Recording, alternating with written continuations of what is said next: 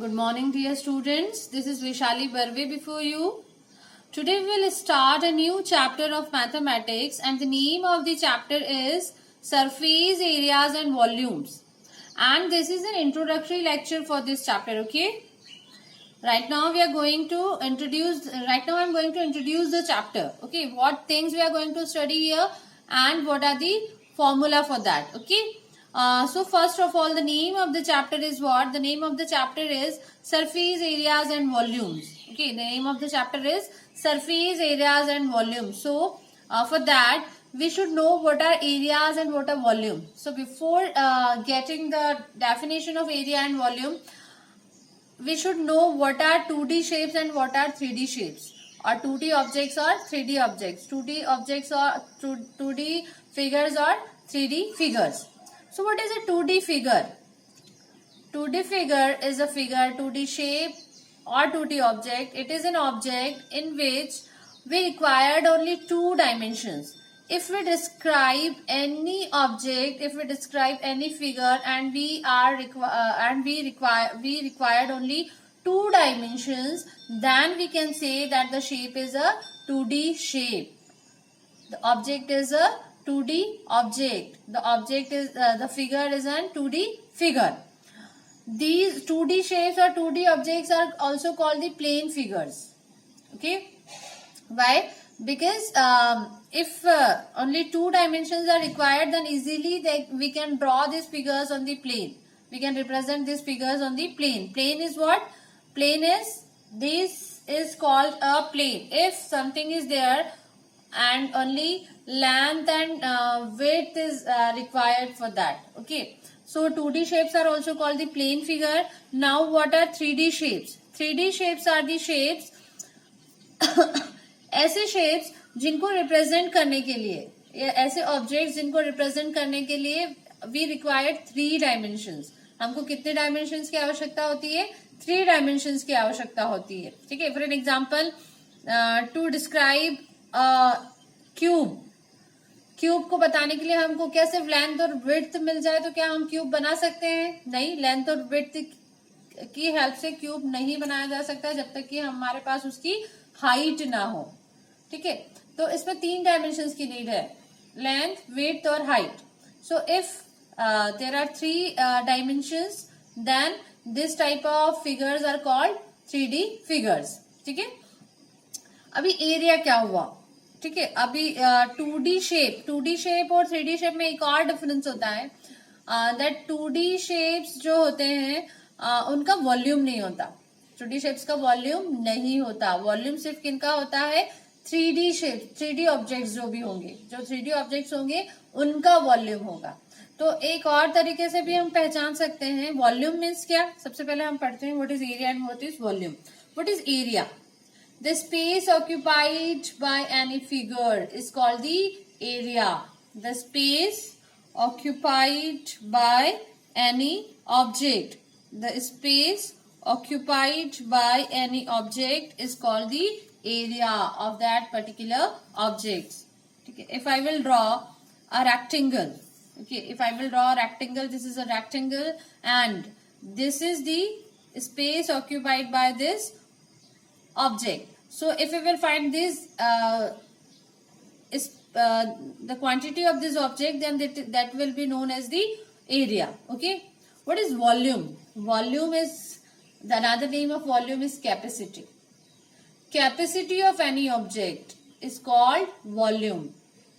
Have you seen a bucket? Bucket देखिए. bucket में हम कितना पानी डाल सकते हैं. ठीक है. बकेट्स के साइज आते हैं ना, कि किसी में कम अमाउंट आ रहा है, अमाउंट ऑफ वाटर आ रहा है, किसी में ज्यादा अमाउंट ऑफ वाटर आ रहा है. So that amount of water, that is called the capacity. उसमें कितना पानी आ रहा है, 2 लीटर आ रहा है, 3 लीटर आ रहा है, 4 लीटर आ रहा है.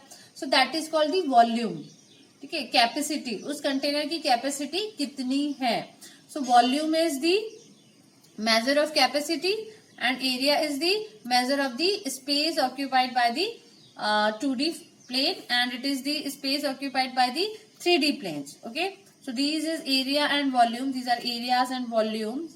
And now if we will go for some 2D shapes and 3D shapes, 2D shapes अभी मैंने आपको बताया था 2D शेप्स क्या होते हैं, जिनको रिप्रेजेंट करने के लिए सिर्फ 2 डायमेंशंस की रिक्वायरमेंट होती है। जैसे हमने बना दिया एक रेक्टेंगल, ठीक है, जैसे फिर हमने बना दिया एक स्क्वायर, ठीक, जैसे हमने बना दिया एक सर्कल, ठीक है।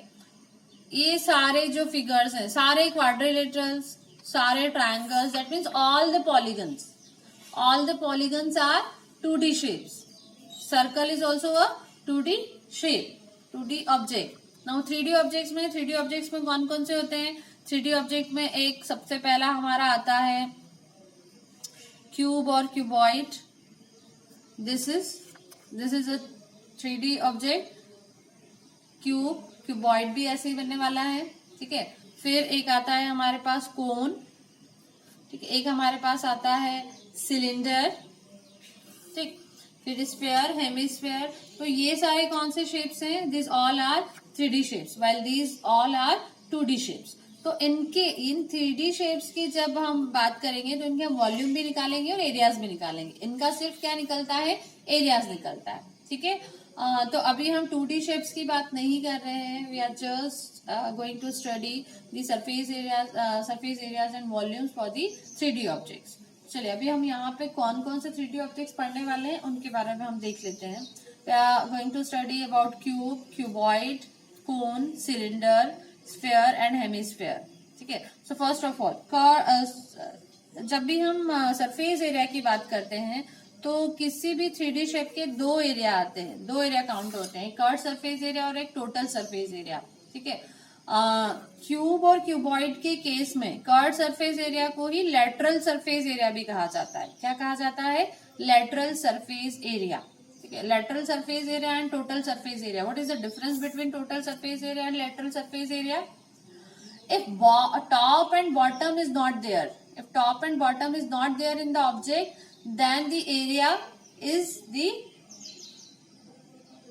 lateral surface area or the curved surface area. यदि कोई ऑब्जेक्ट है, you can imagine a cuboid और क्यूब. आप उस क्यूब और क्यूबॉइड में से टॉप और बॉटम हटा दो, एक बॉक्स कंसीडर करो और उस बॉक्स में से टॉप और बॉटम हटा दो, तो जो चारों तरफ का एरिया होता है ना, जो चारों तरफ का एरिया होता है उसको हम बोलते हैं कर्व सरफेस एरिया या लेटरल सरफेस एरिया. तो यहाँ पे जब हम सारा एरिया निकालते तो उसको टोटल सरफेस एरिया, सारी सरफेसेस का एरिया निकालते तो उसको टोटल सरफेस एरिया बोलते हैं. और यदि हम टॉप और बॉटम का एरिया छोड़ दें तो उसको हम क्या बोलते हैं? Curve surface area. In case of cube total कितनी फेसेस होती है? टोटल 6 फेसेस होती है, ठीक है. और 6 फेसेस में ये देखो, हर एक फेस कौन से शेप में होती है? स्क्वायर के शेप में होती है. तो एक शेप का एरिया, स्क्वायर का एरिया क्या होता है? Side into side. तो एक, यदि मैंने इसकी साइड अज्यूम कर ली ए, तो एक सरफेस का एरिया कितना हो गया? ए स्क्वायर हो गया. तो पूरी 6 सरफेसेस का एरिया कितना हो जाएगा? 6a square. तो ये हुआ इसका टोटल सरफेस एरिया. बट वहीं पे यदि हम इसके लेटरल सरफेस एरिया या कर्व सरफेस एरिया की बात करें तो हमने क्या हटा दिए? टॉप और बॉटम हटा दिए. ये टॉप हटा दिया और नीचे से हमने ये बॉटम हटा दिया. तो 2a स्क्वायर माइनस हो गया. दैट मीन्स इसका जो लेटरल सरफेस एरिया बचा वो कितना बचा? 4a square. In the same way cuboid का जो टोटल सरफेस एरिया होता है वो 2lb plus bh plus hL होता है. बट इसका जो CSA होता है, CSA में फिर टॉप और बॉटम जाता है, दैट मीन्स 2 टाइम्स LB चले जाता है, length into breadth twice minus हो जाता है इसमें. दैट मीन्स अब जो बचता है हमारे पास वो बचता है 2HB प्लस L, ठीक है. सिमिलरली कोन का CSA, कोन का शेप आप ये देख सकते हैं, इस टाइप से होता है कोन. मेहंदी का कोन आपने देखा होगा, आइसक्रीम का कोन आपने देखा होगा, ठीक है. वही शेप है ये, ठीक. इसमें एक हाइट होती है, एक रेडियस होती है और एक स्लेंट हाइट होती है, ठीक है. जब भी हम कोन की बात करते हैं, जब भी हम किसी कोन की बात करते हैं तो इसमें एक रेडियस होती है, एक कोन की हाइट होती है और ये this is called the slant height. इसको हम क्या बोलते हैं? Slant height. इसको रिप्रेजेंट किया जाता है L से, इसको रिप्रेजेंट किया जाता है H से और इसको रिप्रेजेंट किया जाता है R से. तो इसका यदि हम फाइंड आउट करें CSA, ठीक है, और इसका यदि हम फाइंड आउट करें